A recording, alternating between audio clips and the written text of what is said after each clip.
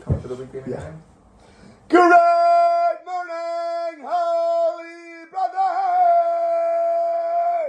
Thank you very much for joining us on our pathway to peace inside the Garden of Peace. If you're following along, we're on page 59, halfway down, and today's lesson is called Enemifying Explosions.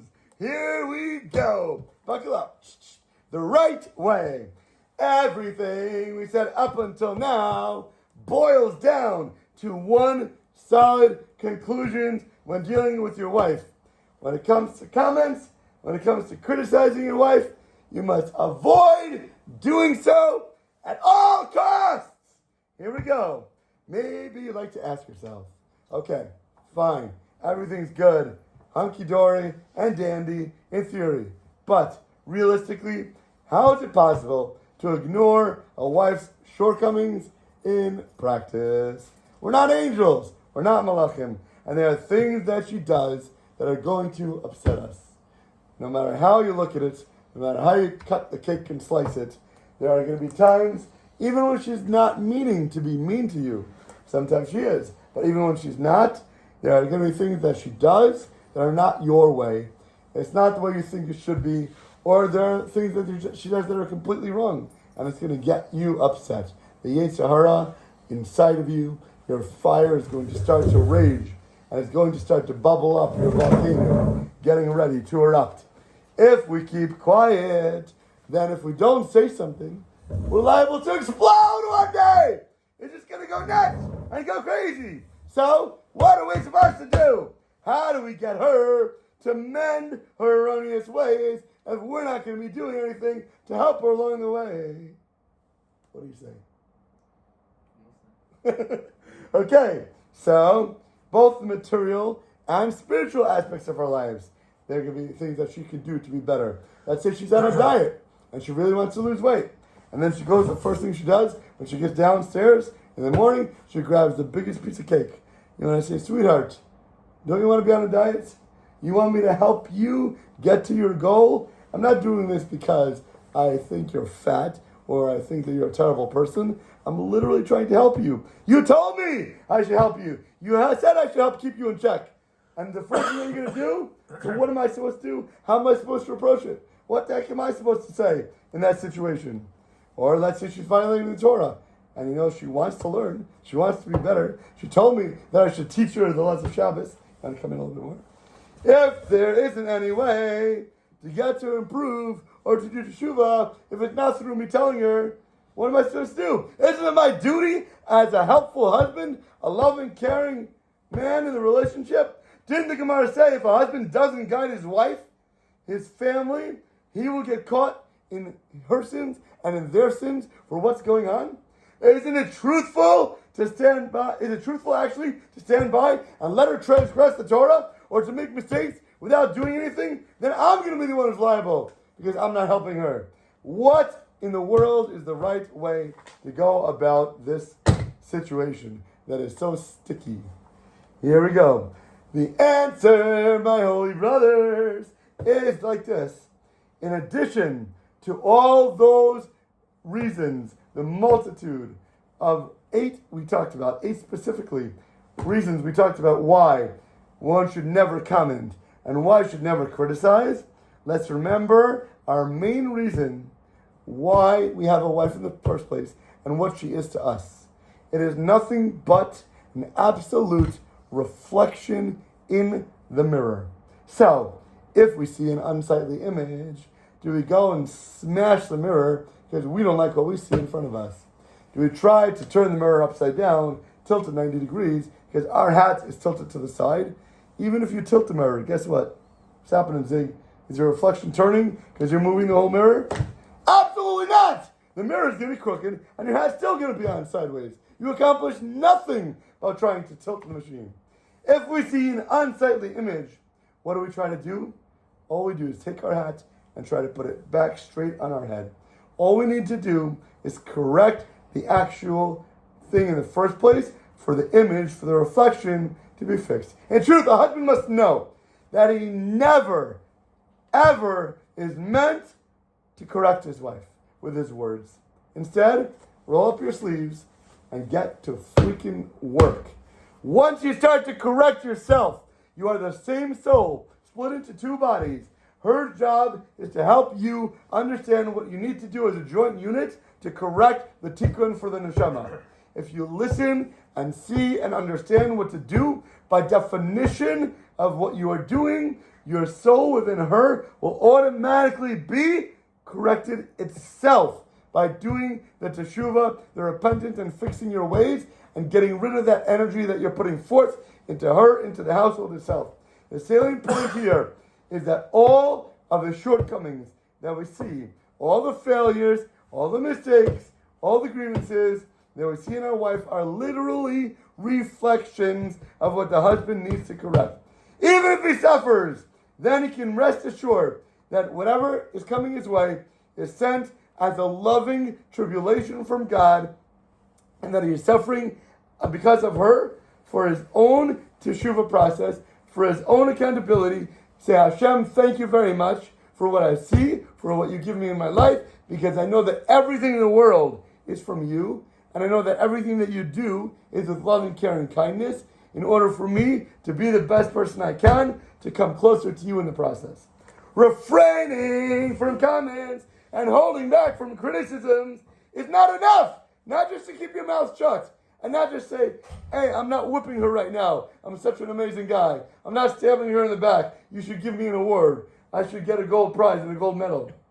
A husband must strive to see only the good inside of her. Forget not just hurting her, but try to put her up on a pedestal. Say, not only are you not negative, not only are you not a terrible person, but you know what? You're amazing. You're so wonderful. Everything that you do is phenomenal in my life. You should know that in her own right, she is a fabulous person. You know what kind of an amazing mother is? How good she is to the kids, what she does for the household, what she does for me, just myself. But unfortunately, now this beacon, this amazing person, is now reflecting negative attributes. Now she's doing things that are not good. Only she has been brought down to that negative level because of me, because I need to do teshuvah. Not only have I been doing wrong, but now because of my misdeeds, because of my violations, now I have sullied her and then made her dirty, and now she is looking like that because of me. So not only did I do something wrong, but now I've screwed up my whole relationship, and I screwed up my wife because I am not acting appropriately. And this brings us to Rabbi Nachman's classic teaching about finding the good points in others, as is brought down in Kultei Moharan 1-82. Know, that one must always judge every single person around him favorably. Rabbi Nachman says, guess what? This doesn't apply just to a tzaddik.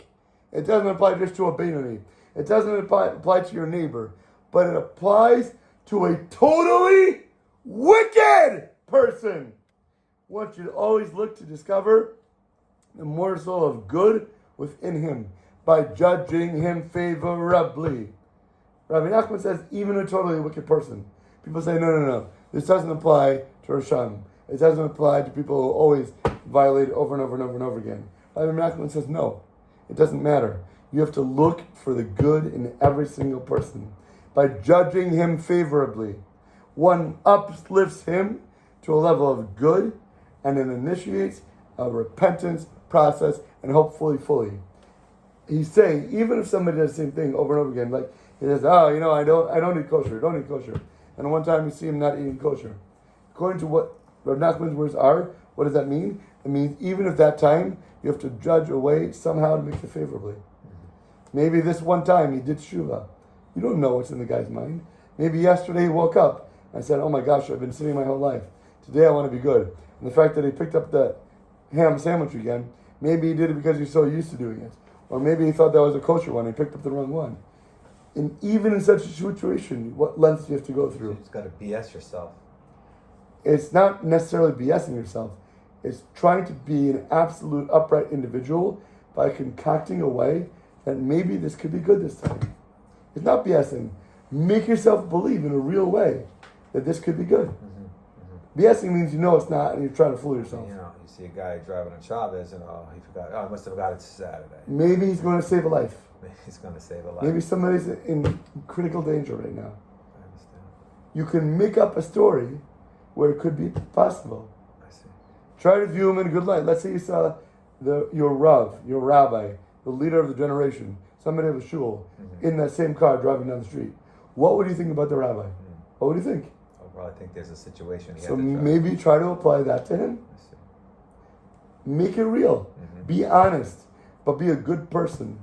And try to actually do it with that in mind. I see. You could BS yourself, but you could also do it in a good way. So why choose that path?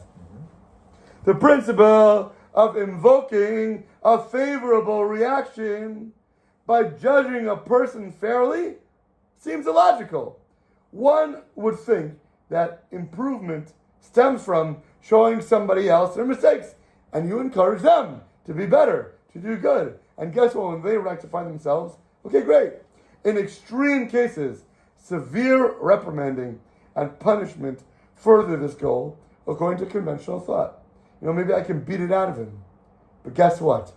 When you're coming from a place of love, and you come from a place of kindness, like in Hasidic thought, the absolute opposite is true. The way we say to help a person is by showing him love, is by showing him his good points. Even though you might be an absolute terrible person, there must be something that you do good. By judging a person fairly, we give a person joy, we give him life, we give vitality of knowing that, guess what? Somebody might think that you, Shmagegi, are actually somewhat of a good person. You have something favorable about you that we can look up to you for.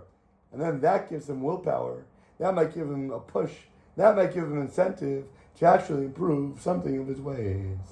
The ploy of judging others favorably is so strong that works even when we only think favorably.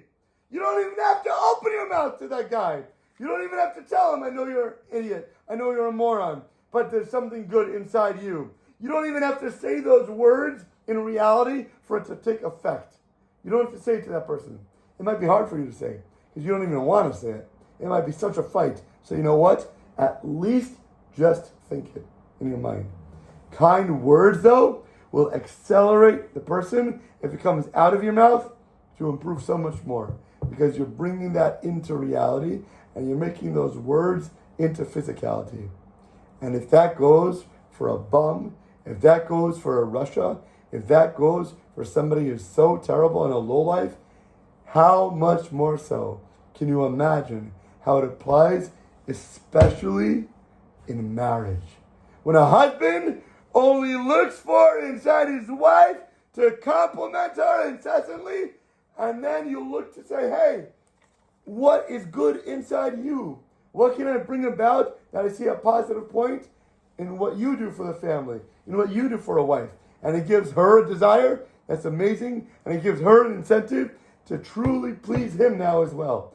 No woman, by definition, can be an ingrate. If you are showering her with compliments, and you are always telling her how amazing she is, and you're giving her love, she will look for all kinds of ways to repay her husband's kindness. When a wife is happy, wholly, truly inside, then she has the inner strength, and she will want to work on herself. She will want to build up. When she is the brunt of painful remarks, or when she hears criticisms and is getting rebuked, she'll never have the strength to even boil a pot of water. So all we need to do is to show love by first thinking in your mind that there must be some good points, not just to her, but to every single person in life. Bring that person to help come to repentance just through your thought. Show them love, show them kindness, and then you will get that exponentially in return, especially in the best relationship in the world, with your wife. And with that, have an audaciously amazing rest of your day. Dun, dun, dun, dun.